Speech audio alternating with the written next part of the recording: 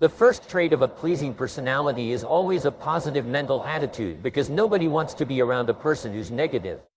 No matter what other traits you may have, if you don't have a positive mental attitude, at least when you're in the presence of people, you're not going to be considered to have a pleasing personality. Next is flexibility, the ability to unbend and adjust yourself to the varying circumstances of life without succumbing to them. There are many people in this world who are so stuck in their habits and mental attitudes that they cannot adjust to anything unpleasant or anything they don't agree with. Do you know why Franklin D. Roosevelt was one of the best?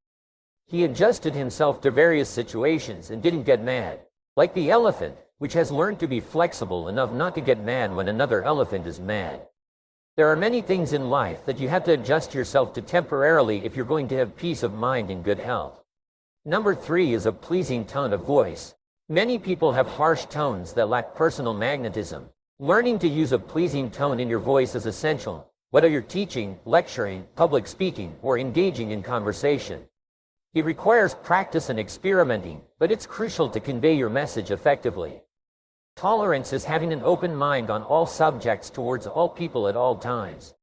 Having prejudices will push people away from you, as they will sense your closed-mindedness. It's important to treat everyone with an open mind and respect regardless of their beliefs or backgrounds.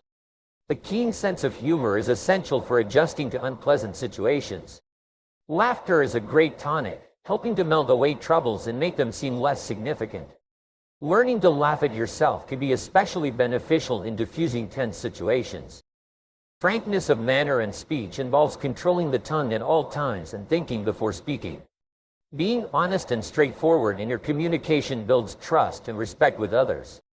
Having a pleasing facial expression, such as smiling, can significantly enhance your interactions with others. Smiling while talking to people can make what you say more effective and leave a positive impression on the listener. Having a keen sense of justice, even when it's to your disadvantage, is admirable and endearing to others. Being fair and just in your actions builds trust and respect in your relationships. Sincerity of purpose is important, as nobody likes a person who is obviously insincere. Being genuine in your words and actions fosters trust and credibility with others. Tactfulness in speech and attitude towards others can greatly improve your interactions. Being tactful and considerate in your communication can help you navigate challenging situations and build positive relationships. Promptness in decisions shows decisiveness and reliability. Making timely decisions demonstrates leadership and efficiency in your actions. Faith in infinite intelligence involves believing in a higher power and trusting in its guidance. Having faith can provide strength and direction in challenging times. Appropriateness of words means using language that is respectful and suitable for the situation. Avoiding slang and double talk enhances clarity and professionalism in communication.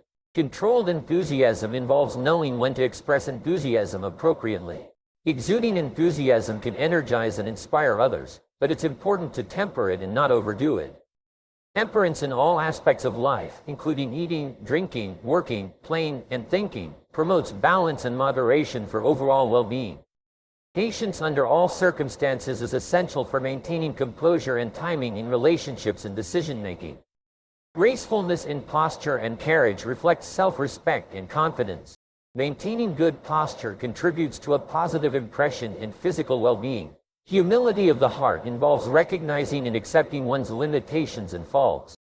True humility fosters openness, growth, and empathy towards others. Personal magnetism, although largely inborn, can be controlled and directed towards positive outcomes. Harnessing your innate energy and charisma can enhance your influence and appeal to others. In summary, developing a pleasing personality involves cultivating various traits such as positivity, flexibility, sincerity, tactfulness, and patience. Practicing these qualities in your interactions and decision-making can lead to personal growth, strong relationships, and success in both social and professional settings. There's no doubt that maintaining a positive mental attitude is the cornerstone of a pleasing personality. People naturally gravitate towards those who exude positivity, as opposed to negativity. Even if you possess other desirable traits, without a positive mindset, your personality won't be as appealing. Flexibility is another crucial trait. It's about being adaptable and resilient in the face of life's challenges. Those who are rigid and resistant to change often struggle to connect with others and navigate difficult situations. Take Franklin D. Roosevelt as an example. His ability to adapt and remain composed during challenging times earned him respect and admiration. Having a pleasing tone of voice is also essential. It's not just about the words you speak, but how you deliver them. A pleasant tone can enhance communication and create a more positive interaction with others. Practice speaking calmly and respectfully to improve your tone and charisma. Open-mindedness and tolerance are fundamental qualities for building relationships and understanding different perspectives. Being receptive to diverse viewpoints fosters harmony and cooperation, making you more approachable and likable. A sense of humor is a valuable asset in any social setting. Laughter can ease tension, uplift spirits, and strengthen connections between people. Cultivate your ability to find humor in everyday situations and use it as a tool to diffuse conflicts and build rapport. Frankness and sincerity in speech are also highly regarded. People appreciate honesty and authenticity, even when it's uncomfortable. Avoiding double talk and speaking truthfully fosters trust and credibility in your interactions. Courtesy and politeness are timeless virtues that never go out of style.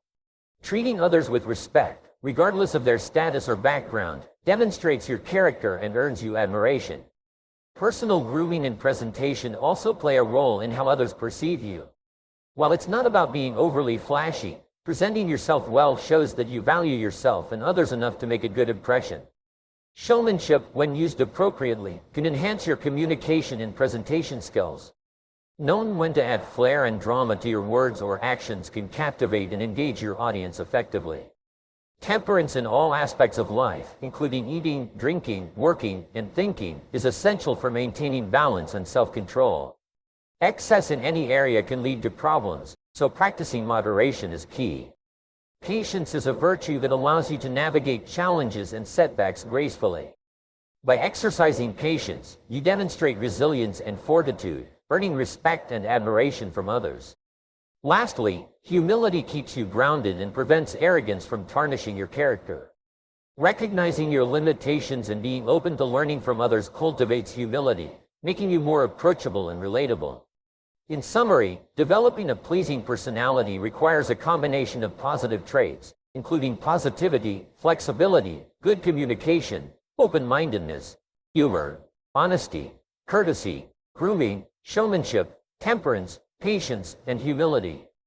By embodying these qualities, you can build strong relationships, earn respect, and lead a fulfilling life. The superconscious mind and its capabilities are hidden within yourself, and I'll show you how you can use it. The following are the characteristics of your superconscious mind.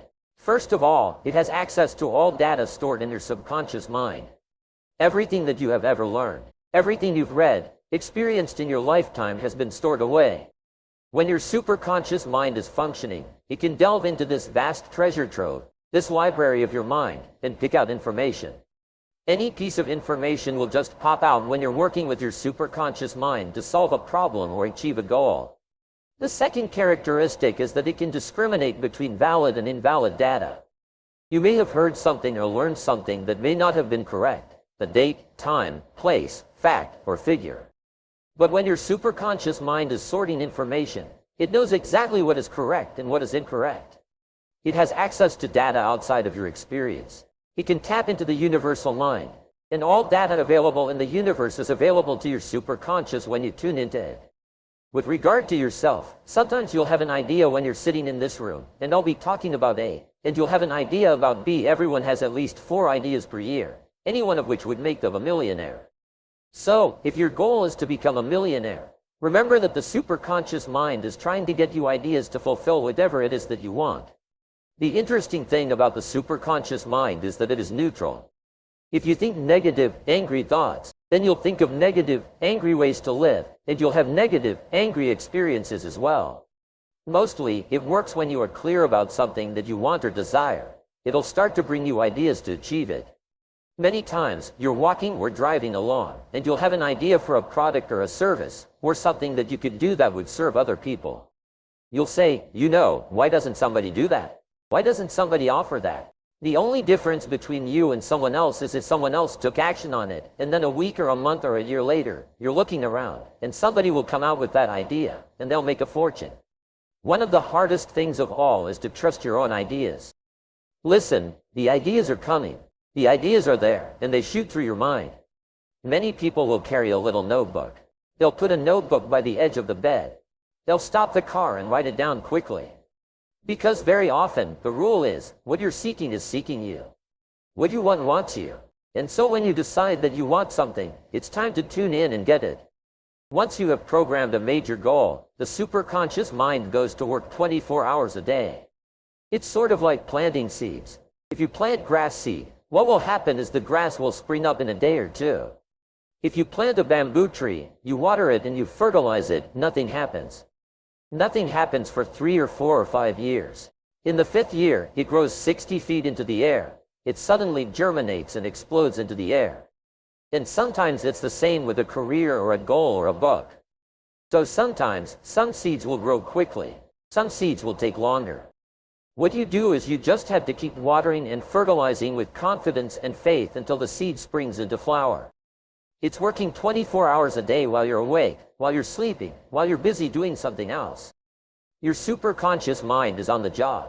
It automatically and continuously solves every problem on the way to achieving your goal. In order for you to achieve something greater than you've ever achieved before, you have to learn certain lessons.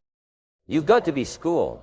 You have to make mistakes, have temporary failures, experience disappointments and setbacks. As I said before, when God wants to send you a gift, He wraps it up in a problem. So, what superior people do is they look for the lesson in every problem that they have. And the lesson is often said to you by your superconscious mind. And so, whenever you have a problem, you will often get a solution or an insight to do something, and do it. And it'll continually solve every problem progressively. It's capable of goal-oriented motivation. The superconscious mind cannot work without a goal. It's just like a heat-seeking missile. It has to be targeted on something. So, when you set a goal, the superconscious mind can really grab onto that goal and go to work for it. It has the ability to seek out the goal that you're looking for, and that's why it often brings it to you in the most remarkable ways. When you have a goal, what happens is you tap into this form of free energy, almost like taking a plug and plugging it upward into this superconscious mind, and you just bound with energy. And it's the energy of the motivation and the excitement that comes from the goal. You must have clear, specific goals in order to tap into this free energy. It responds to clear, positive commands, what we call positive affirmations. When you say, "I will achieve this goal," the superconscious mind accepts it as a command. It's passed from your conscious mind through your subconscious mind and into your superconscious. When you make a decision, that wonderful quote that Cam quotes, when you make a decision, nature moves too. All manner of things begin to happen that would not have happened in the absence of the decision. You get phone calls, letters, emails, and all kinds of things begin to happen immediately after you make a very clear decision, which means that you set a very clear goal. Writing the goal down is very powerful. So, make a decision that you're going to do or not do something, and then take the first step. It grows in capability as it is used and believed in. The more trust you have in your superconscious mind, the faster it works for you. And the more calm and confident you absolutely believe that something will show up, something will be fine. The most amazing thing is that something happens, and the more you practice with it, and the more confidence you have, the faster it works for you. It takes a lot of confidence at the beginning, but that's all it takes. It doesn't cost any money. It requires a step of faith, a mental step of faith. It operates best with an attitude of confident expectancy. When you confidently expect that your goals will be reached, your problems will be solved, that everything will be well, when you confidently expect it, it just seems to come into reality. The more you believe it, the better and faster it works. It operates best under 2 conditions. The first condition is when you are concentrating 100% on the problem, and the second time is when you are concentrating 0%. When your mind is busy elsewhere. Sometimes it's the same with a career or a goal or a book. Sometimes some seeds will grow quickly. Some seeds will take longer. What you do is you just have to keep watering and fertilizing with confidence and faith until the seed springs into flower. It's working 24 hours a day while you're awake, while you're sleeping, while you're busy doing something else. Your superconscious mind is on the job. It brings you exactly the solution you require at exactly the right time.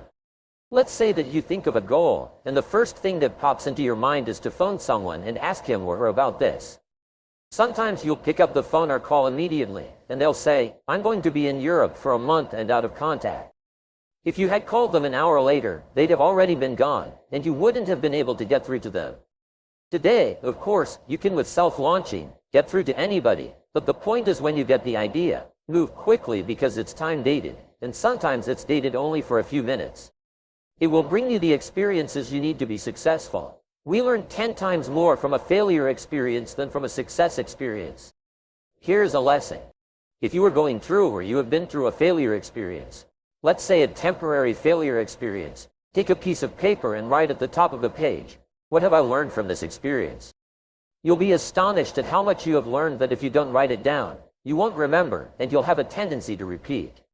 But what happens is when you write down everything you've learned from your negative experience, you program that in, and you'll be astonished at how many lessons you can get from one setback.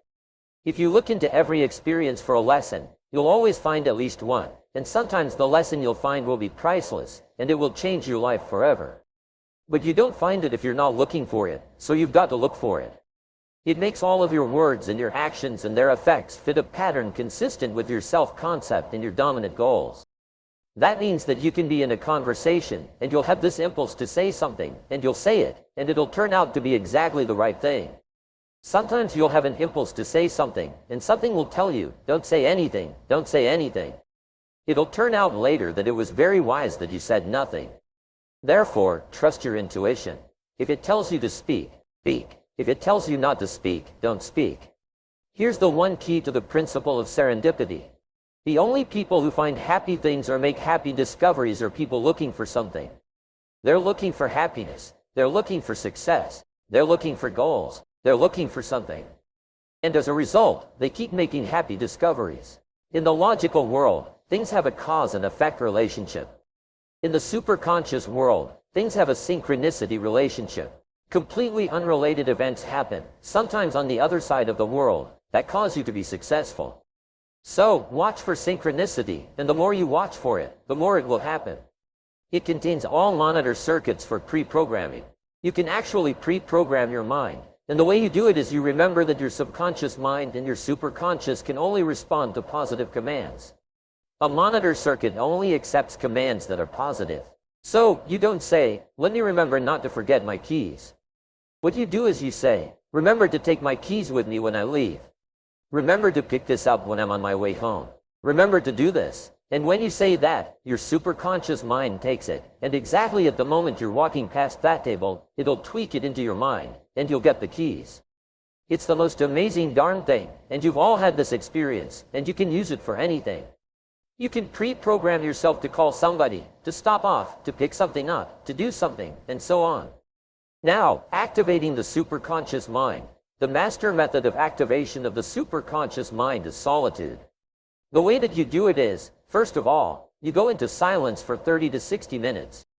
You don't have radio, television, coffee, cigarettes, or newspapers.